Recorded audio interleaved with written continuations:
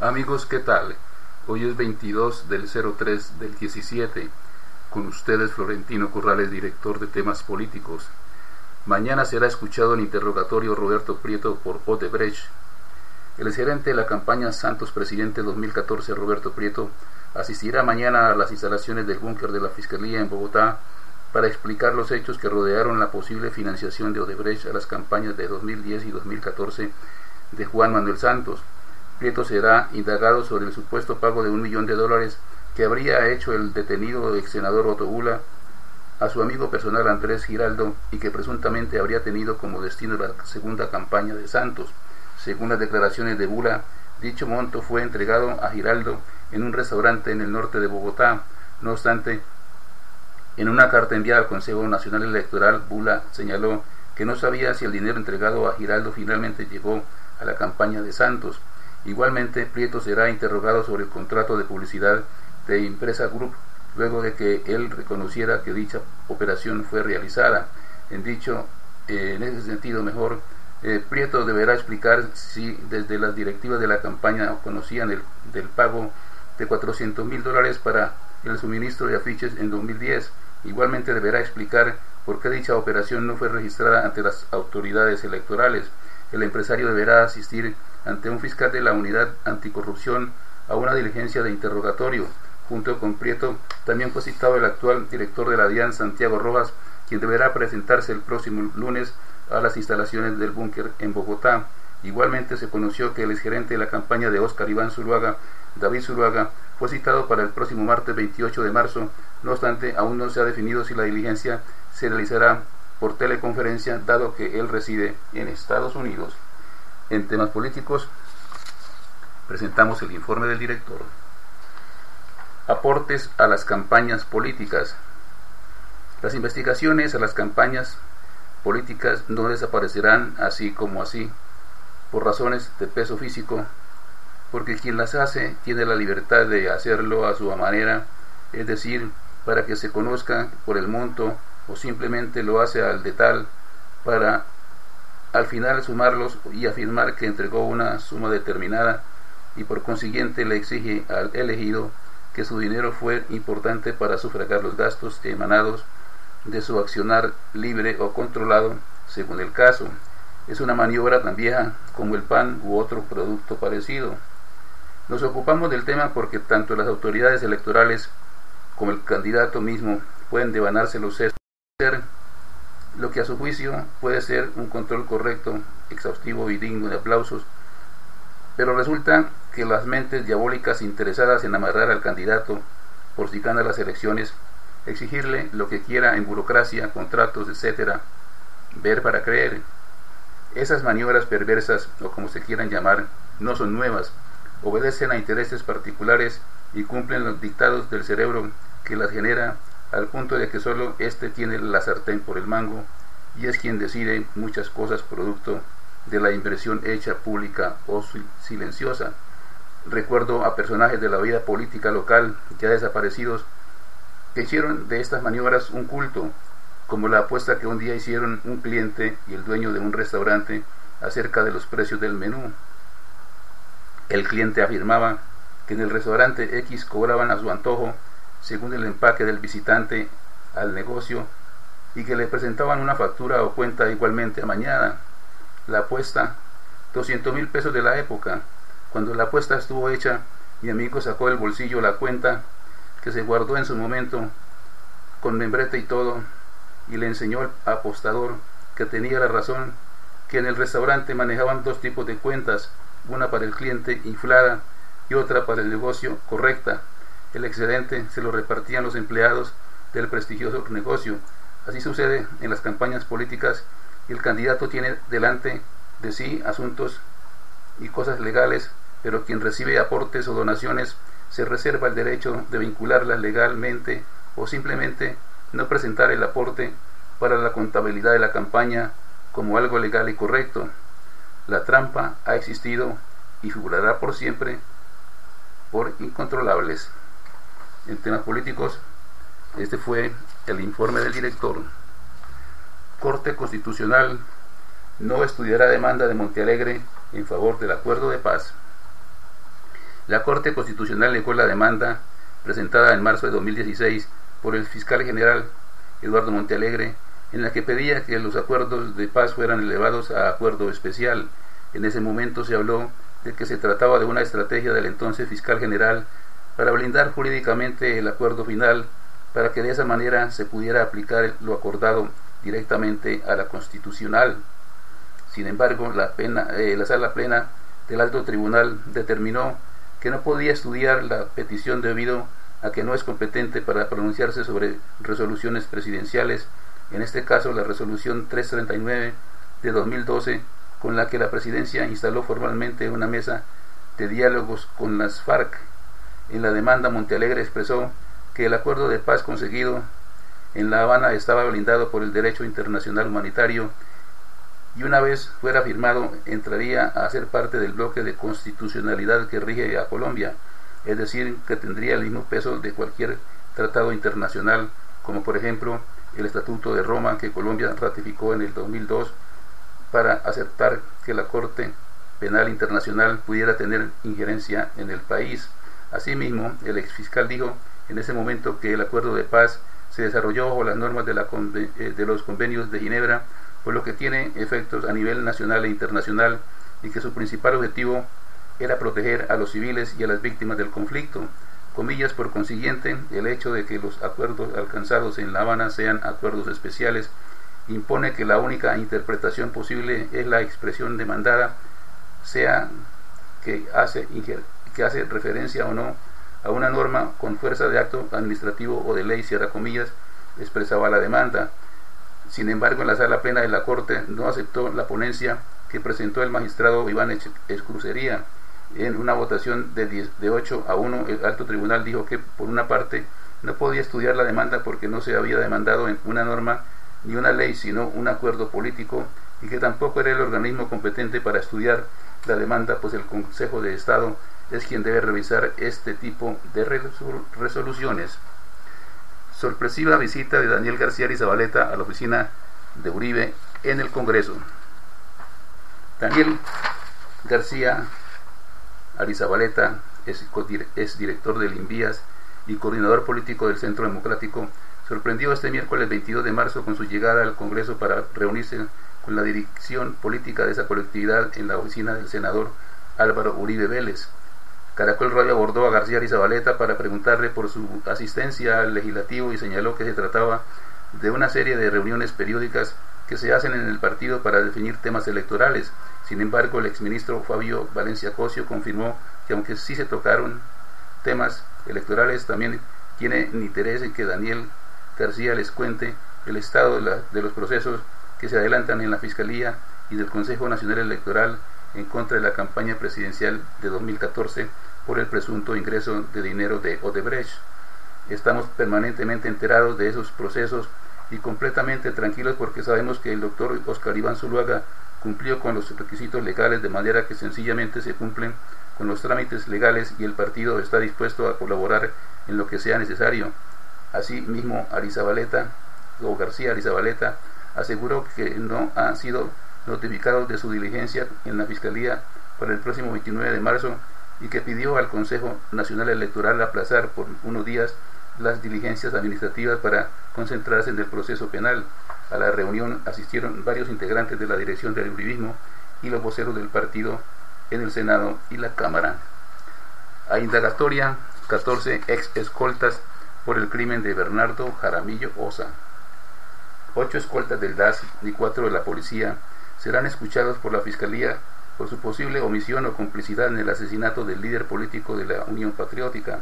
El director de la Unidad de Análisis y Contexto, Leonardo Augusto Cabana, sostuvo dentro de la investigación que se adelanta por el magnicidio del candidato a la presidencia por la Unión Patriótica Bernardo Jaramillo, que la Fiscalía solicitó indagatoria a 8 escoltas del Departamento Administrativo de Seguridad DAS y 4 de la Policía Nacional, que para la época de los hechos habrían omitido o ayudado al crimen del líder político de izquierda.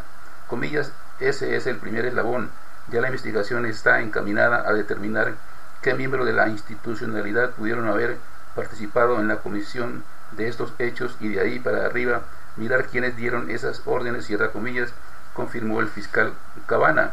Según el funcionario, dentro de la unidad de análisis y contexto se han podido determinar elementos comunes en relación con los homicidios de los miembros de la Unión Patriótica, particularmente en el caso de Jesús Antequera, Gabriel Jaime Gómez, que era diputado del departamento de Antioquia, así como el asesinato de Diana Córdoba, alcaldesa del municipio de Apartadó. La hipótesis de la Fiscalía hace referencia a la posible infiltración de los esquemas de seguridad que han llevado a considerar la participación de los exescoltas en la comisión de dichos crímenes. IDEAN emite alerta roja por altos niveles en ríos del Valle. Debido a los últimos desbordamientos de ríos registrados en varios municipios del Valle del Cauca, el Instituto de Hidrología, Meteorología y Estudios Ambientales IDEAN emitió la alerta roja en el departamento. Así lo dio a conocer Omar Franco, director de esa entidad ambiental, en diálogo con Caracol Radio. De acuerdo con el funcionario, se ha producido un incremento del 40% en las precipitaciones normales de esta temporada. Comillas, elevamos la alerta roja a los ríos Fraile, Palmira, Nima, Tuluá, Guadalajara y Dagua, que tienen una condición de creciente súbita bastante importante. Esta zona del país ha tenido bastantes precipitaciones en las últimas 24 horas y por eso decretamos esta alerta, dijo Omar Franco, director del IDEAM. El Valle del Cauca, según Franco, es uno de los 5 departamentos con mayor población expuesta a inundaciones. Atlántico, Cundinamarca, Magdalena y Antioquia son las otras regiones donde persiste el riesgo.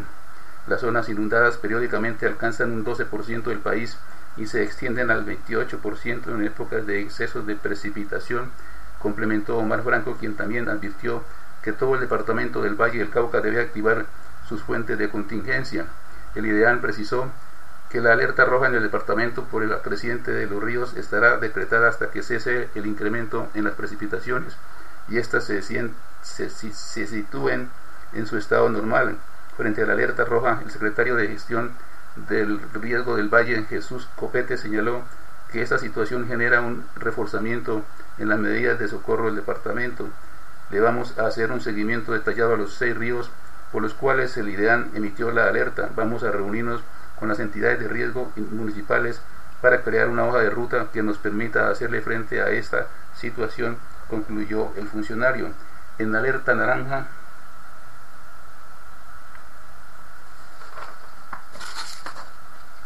por otro, el río Cauca sigue en alerta naranja, declarada por el IDEAN, pues mantiene crecientes sostenidas.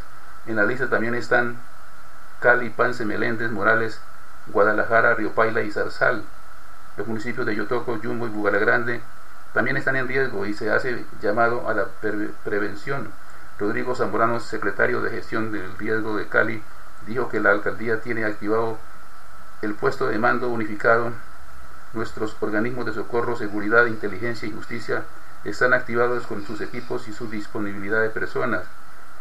Añadió que gracias a la represa de Salvajina y a la reducción de la precipitación en la cuenca, el río Cauca presenta 583 metros cúbicos por segundo, casi 250 metros cúbicos por segundo menos que lo que venía presentando.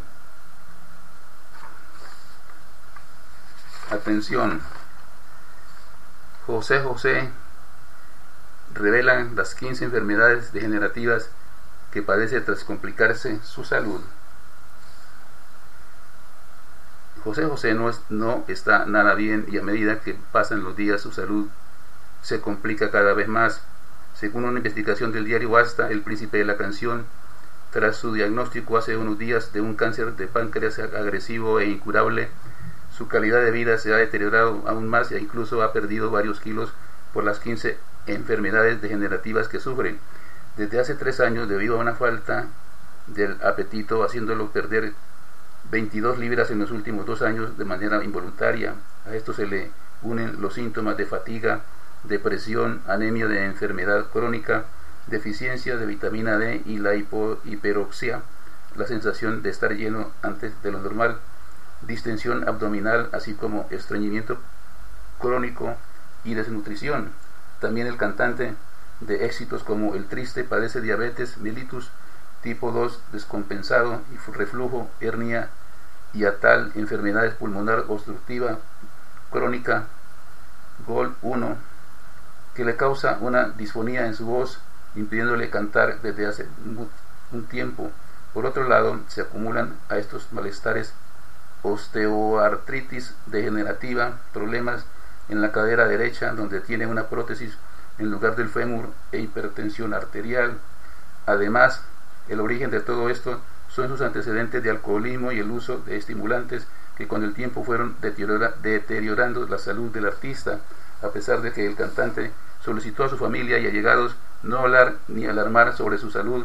José Rómulo Sosa Ortiz, de 69 años, fue ingresado el pasado 6 de marzo de 2017 al Instituto Nacional de Ciencias Médicas y Nutrición Salvador Subirán, donde fue internado durante 10 días y ahora está en su casa de México.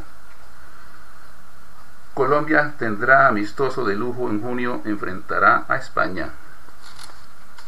La selección Colombia aprovechará la fecha FIFA que habrá en junio de este año para disputar un par de amistosos internacionales como parte de su preparación para la parte final de la eliminatoria mundialista a España. Sería uno de los rivales el 7 de ese mes en Madrid. Ramón Lesurún, presidente de la Federación Colombiana de Fútbol, confirmó que las conversaciones están muy adelantadas y esperamos oficializar pronto ese partido, así como un segundo encuentro de preparación contra otro país europeo. La FIFA tiene previsto una doble jornada de amistosos entre el 5 y 13 de junio, antes del comienzo de la Copa Confederaciones, que se celebrará en Rusia del 17 de junio al 2 de julio. Así Colombia tendrá un rival de lujo a mitad de año. Ya José Peckerman había manifestado la necesidad de jugar esos partidos para fortalecer el trabajo que se hace cada doble jornada de eliminatorias. Así sería la fecha perfecta para Colombia en la eliminatoria a Rusia.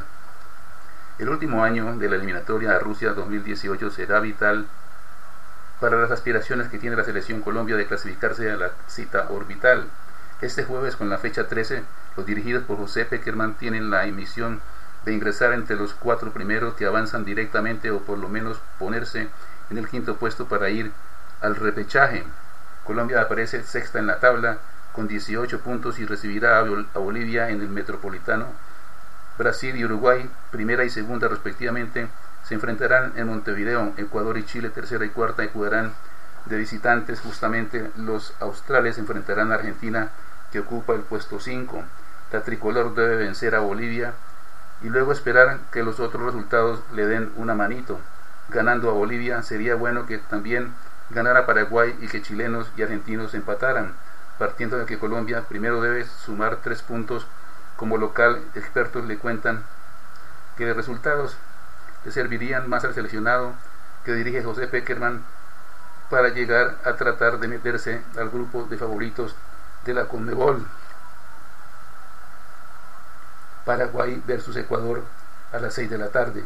Aunque Ecuador es tercera de la eliminatoria, se necesita que los guaraníes hagan respetar su casa. De esa manera, y pensando que Colombia suma 3 puntos en casa, la tricolor superaría a los ecuatorianos próximos rivales y mantendría por debajo a los paraguayos. Uruguay contra Brasil a las 6 de la tarde. Aunque parece que ambos seleccionados ya están completando los últimos puntos para su casi inevitable clasificación, sería mejor que Brasil se vaya con puntos de Montevideo. Si son 3, apretaría a los charrúas, pero con 1 punto para cada país también serviría. Argentina versus Chile a las 6:30.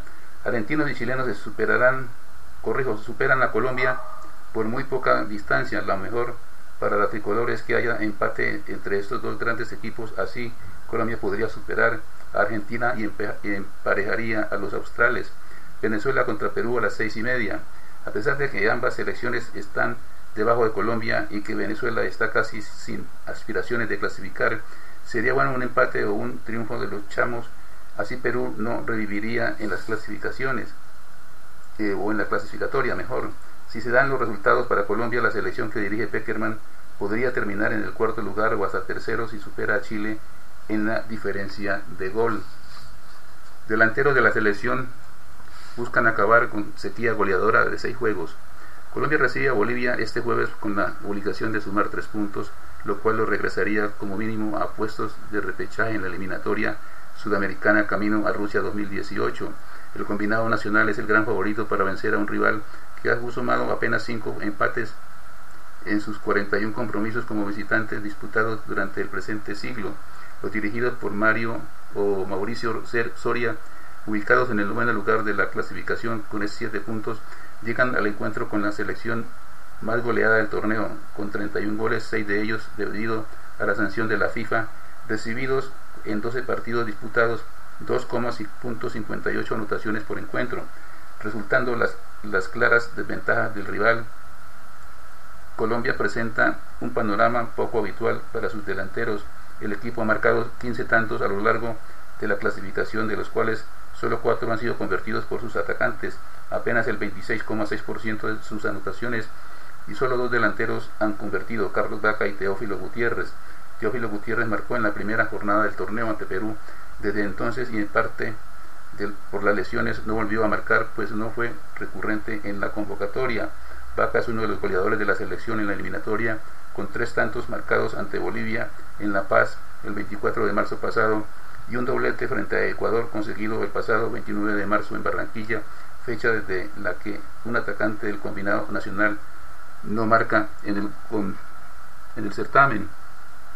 A partir de dicho juego, Colombia ha disputado 6 compromisos y ha marcado 6 anotaciones, juegos caracterizados por la sequía goleadora de sus delanteros, incluso con 2 penales cerrados por el delantero del Milan en el compromiso frente a Venezuela.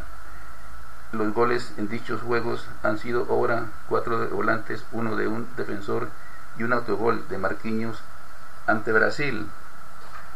El juego contra Bolivia es una puerta para que los delanteros del equipo de José Pequena vuelvan a celebrar en las eliminatorias y tomen confianza de cara a la recta final del certamen, donde se les necesita más que nunca. A falta de Falcao, la responsabilidad recae sobre Carlos Vaca, Luis Fernando Muriel, Duván Zapata y Miguel Ángel Borja. Goleadores de la selección en la eliminatoria: Edwin Cardona 3, James Rodríguez 3, Carlos Vaca 3, Abel Aguilar 1, Jerry Mina 1, Magnelli Torres 1, Sebastián Pérez 1, Teófilo Gutiérrez 1 y Marquinhos de Brasil autogol. Hasta aquí temas políticos. La invitación muy cordial para que nos sigan en Twitter, Facebook, YouTube, de lunes a viernes en este horario. Muchas gracias por su sintonía. Los espero mañana. Buenas noches.